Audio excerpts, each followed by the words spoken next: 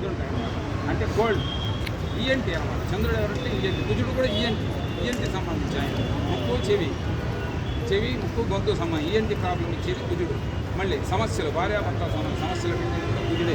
చిన్న సమస్యలు చిన్న ఆటంకాలు దగ్గరికి వచ్చినట్టు వస్తాయి. స్వామి పెళ్లి సంబంధం వచ్చేసింది, స్వామి వెళ్ళిపోయింది, స్వామి ఆ డబ్బులు రావాలి, స్వామి వెళ్ళిపోయింది, స్వామి ఇప్పుడు రావాల్సింది, డబ్బులు రావాల్సింది అంటే కొంతమంది సమస్యలు ప్రతి ఒక్కరికి ఉంటుందన్నమాట. నాకు ఉంటుంది, నీకు ఉంటుంది, ప్రపంచంలో అందరికీ ఉంటుందన్నమాట. అటువంటి సమస్యలు కుజుడు అటువంటి దగ్గరికి వచ్చిన అవకాశం నుండి తీస్తూ ఉంటాడు అన్నమాట. వెళ్ళిపోతుంది కుజుడు మహాన. కుజుడు ఎవరు? సుబ్రహ్మణ్య స్వామి, ఆంజనేయ స్వామి.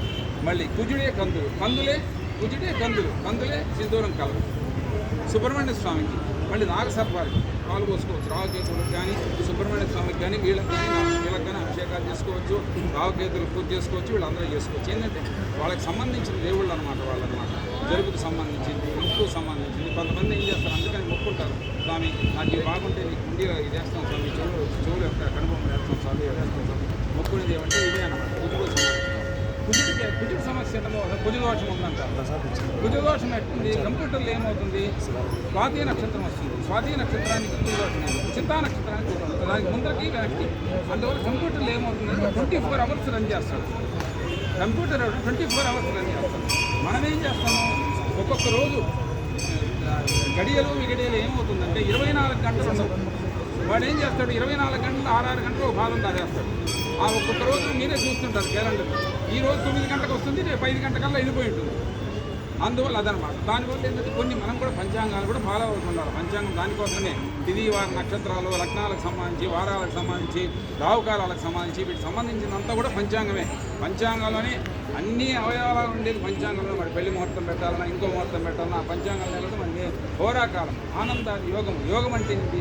ఆనందాది యోగాలు అన్నమాట. ఈ యోగంలో ప్రయాణం చేయొచ్చు, ఈ ప్రయాణం చేయొచ్చు, ఈ రోజు ఈ గంటకు ప్రయాణం చేయొచ్చు అంటే కొంతమంది పాటించరు.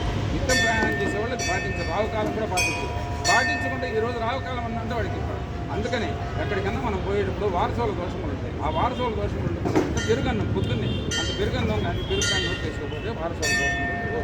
ఎటువంటి వారసోల దోషం? బుధుడు ఎవరు? బుధుడు మన ఆస్తిపాస్తులు ఇచ్చేవాడు, మహానుభావుడు. బుధుడు పచ్చడి సంసారం, పచ్చడి గరిక, గణపతి, మహావిష్ణువు, వీళ్ళందరూ కూడా బుధుడు. విష్ణువు కూడా బుధవారం కానీ శనివారం కానీ పూజ చేస్తారు. గణపతికి బుధవారం చేస్తారు, అయ్యప్ప స్వామికి బుధవారం చేస్తారు. ఎందువల్ల వాళ్ళంతా కూడా బుధుడు అనమాట. బుధ మహాదశి. బుధ మహాదశి అంటే ఏంటి? మనకు ఆస్తులు, బాడీ, పంట, పొలాలు ఇవన్నీ చేసేవాళ్ళు ఆయన. గురువు మనకు పెళ్లి చేసేవాళ్ళు. వీళ్ళు కట్టుకోవచ్చు, వాడి గృహప్రవేశం చేయవచ్చు. వాడికి ఏదో ఒక ఆటంకం వచ్చేస్తుంది, వాడు గృహప్రవేశానికి అరువులు కాదు. కళ్యాణం దగ్గరికి వస్తుంది, వీడికి ఏదో ఒక ఆటంకం వస్తుంది. ఆ కళ్యాణానికి ఎవరైనా కూర్చోబెట్టాలి, ఈ గృహప్రవేశానికి ఎవరైనా వాడి గురుబలం లేదు. గురుబలం ఎట్లా రావాలా? ఈ కుజుడికి కూడా చెప్పాను కదా, కుజుడికి కూడా గోరింటాకు పెట్టుకోవాలా, ఆడవాళ్ళు పసుపు రాసుకోవాలా, తొందరగా పెళ్లి కావాలంటే ఆడవాళ్ళు పసుపు రాసుకోవాలా, గోరింటాకు పెట్టుకోవాలా. గురువుకి ఏంటి? గంధం పెట్టుకోవాలా. గురువే గంధం, బెల్లం గంధం. బెల్లం కూడా గంధం. స్వామి 100 కేజీలు బంగారు ఇస్తామంటారు, బంగారు బెల్లం ఇస్తారు. బెల్లమే గురువు కూడా. గురుదశ బాగలేని వాళ్ళు మామూలుగా దండలు వేసుకోవచ్చు. డబ్బులు ఉండేవాళ్ళు బంగారు దండలు వేసుకోవచ్చు, డబ్బులు లేని వాళ్ళు ఇటువంటి దండలు వేసుకోవచ్చు.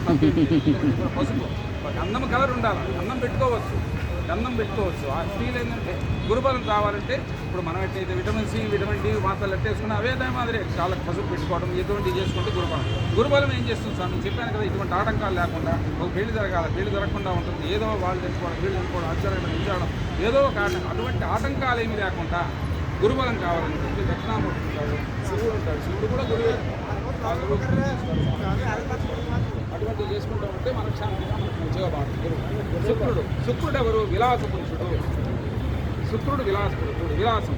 ఇంట్లో అన్ని రకాలు ఉంటే కూడా అవట్లో పోయి తినేసి వస్తాము, లేదు సినిమాకి పోతాము, లేదు ఇంకోటి పోతాము. ఇల్లు కట్టుకుంటాడు, ఇట్లా అందంగా ఉండాలి, అత్యందంగా ఉండాలి. సెంటు కొట్టంతో బయట ఇంట్లో పాల ప్యాకెట్ తీసుకురామంటే పాల ప్యాకెట్ సెంటు తీసుకుంటాడు అన్నమాట.